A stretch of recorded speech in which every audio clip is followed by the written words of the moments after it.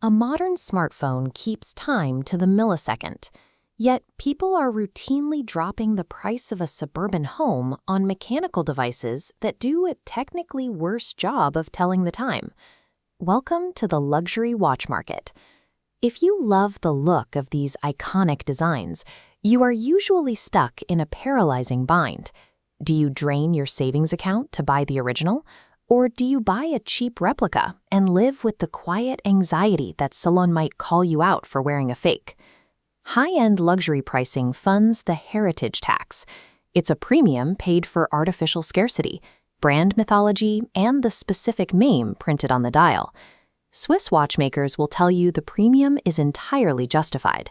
They point to the micromillimeter tolerances and the meticulous, hand-assembled finishing required to bring a single mechanical piece to life.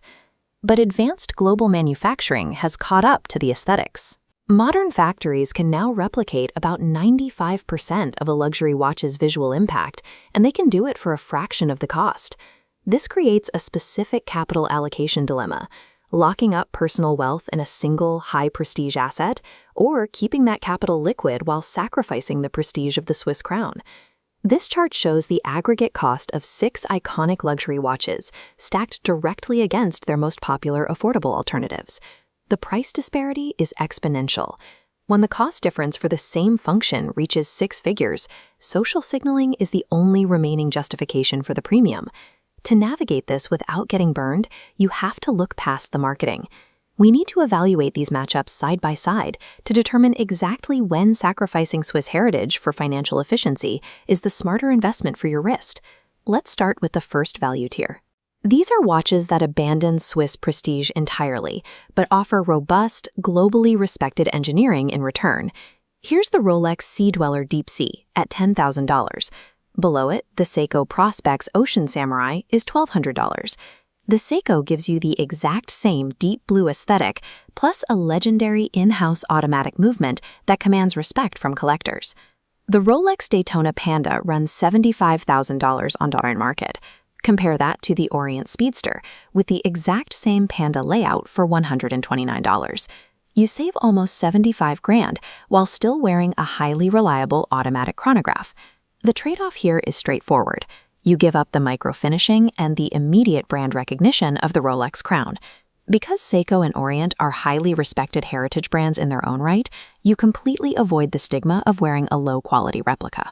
For buyers who prioritize mechanical integrity over superficial brand flexing, this tier consistently delivers the highest objective return on investment. Moving down to the second tier, orological prestige drops to zero. This category is entirely about acquiring a specific visual silhouette for daily wear. Take the $6,000 Omega Seamaster, famous for its blue wave dial. Beside it is a Casio diver costing $165. The Casio delivers the identical profile and blue rubber strap, but leaves behind the high maintenance cost of a Swiss movement. There's the $14,500 Audemars Piguet Royal Oak.